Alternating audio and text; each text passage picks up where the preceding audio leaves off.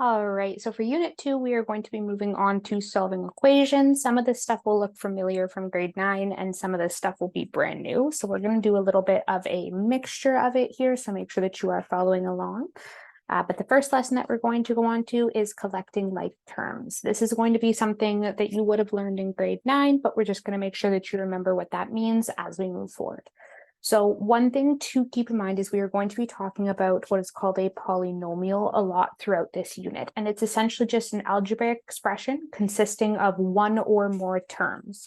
So when we talk about a polynomial, that means we have our algebraic expression. Generally will look something like this here, where we have this number in front, which we call a coefficient, because it always stays the same. It's constant in the mathematical expression. That number does not change. We also then have here what we call our variable. This is the unknown value that is represented by a letter, and we can substitute any number for that letter to see what happens to our algebraic expression.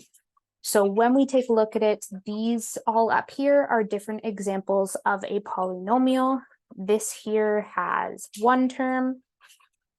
This here is one term, just with a different variable. This has two terms because we can see x and m. This has 1, 2, 3 terms. And this has one term. One thing that you will notice about this is that it is only a number. And we'll talk about when we call that a coefficient in a second. So the letters in the polynomial are what we call variables. Reason being is because they can vary depending on what number we're inputting for that. So if I want to take a look at this equation that I have right here, negative 5c, and I want to see what happens to it if c is equal to 4. I could also see what happens to it if c is equal to 3, 7, 8. It varies depending on what I'm looking at. And the number in front of the variables are called coefficients. A term is essentially a coefficient multiplied by one or more variable. So when we take a look at that, it could be something like negative 5c, it could be negative 5cy, it could be negative 5abc. It just depends on how many different, what's the word I'm looking for, terms that we have. And when there is no variable, we call it a constant. Because the number is constant, there is no variable attached to it, so that expression or that term cannot change because it will always be the same. So up here, when we talked about 7 only having a number, that is what we call a constant. Now, when we refer to like terms, this is something that we are going to bring up a bunch throughout this unit. We are referring to terms that have the same variable with the same exponent. If we add or subtract like terms, we're just going to add or subtract the coefficient. And we don't mess with the variable at all. And we'll go over a couple examples of that so that we can see it. When you add or subtract like terms together, this is what we call collecting like terms. So for example, if I take a look here, I have x to the exponent of 1, x to the exponent of 1, x to the exponent of 1, and x to the exponent of 1, but it has different coefficients. This is what we would refer to as like terms.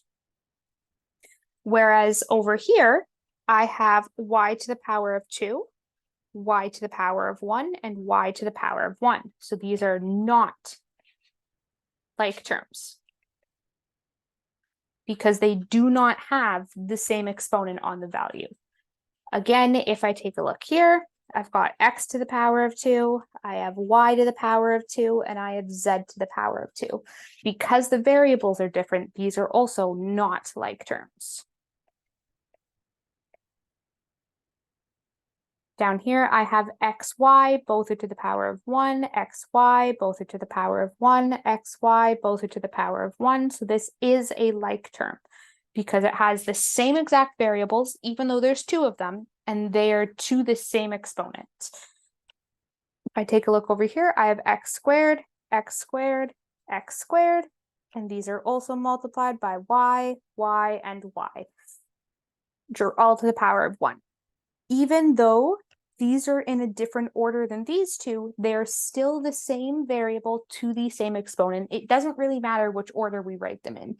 Typically, it's proper to write them in alphabetical order, but that doesn't really matter so much here because they are still like terms. And then here I have ABC, negative ABC, and 2ABC. So these are also like terms.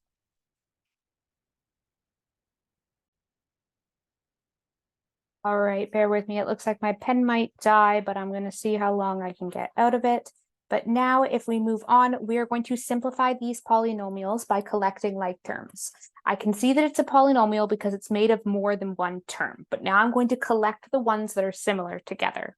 So here I'm going to circle everything in red that has a x to the power of 1. I can see negative 3x and 4x. To collect those terms together, I'm just going to add up the coefficients. So I have 2 minus 3 gives me negative 1x, plus 4 gives me 3x. So that is collecting the three of them together. If I look at B, I'm going to circle everything that's x to the power of 3 in blue. So I have 3x to the power of 3, positive 2x to the power of 3. And then I have one lone negative 5x by itself. So when I combine these like terms, I'm going to go 3 plus 2 is 5. Keep the term the same. There's nothing to collect with 5x, so that stays the same. Typically, too, it's proper to write it in decreasing exponent.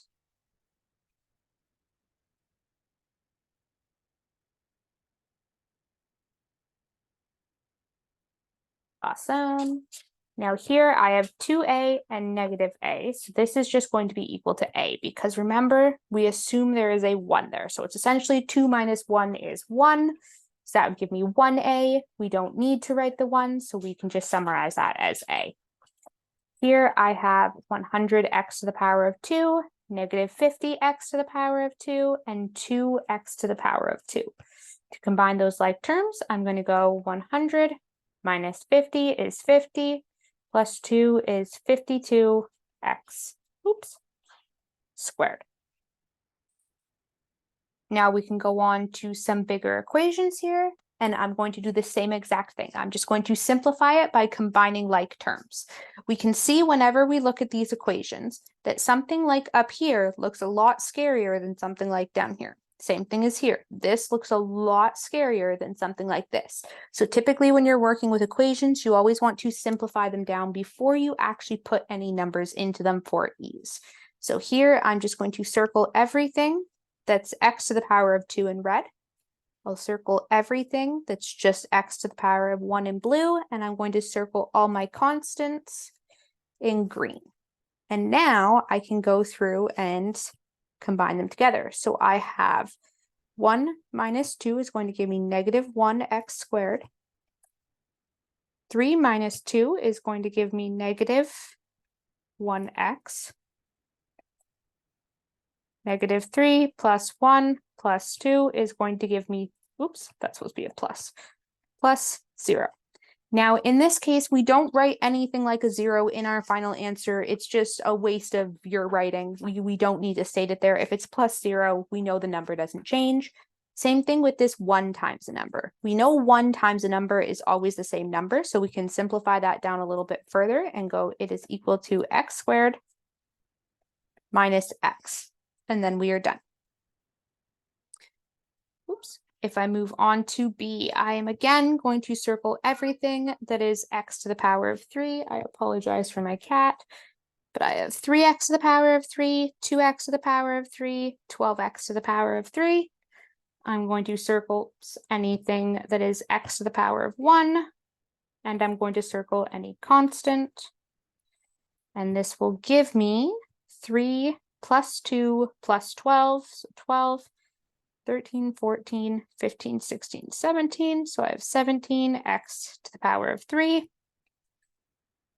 Negative 5 plus 4 is going to give me negative x, and I can just drop that one right now. If you want to write it in, you can, but you can simplify down in another step.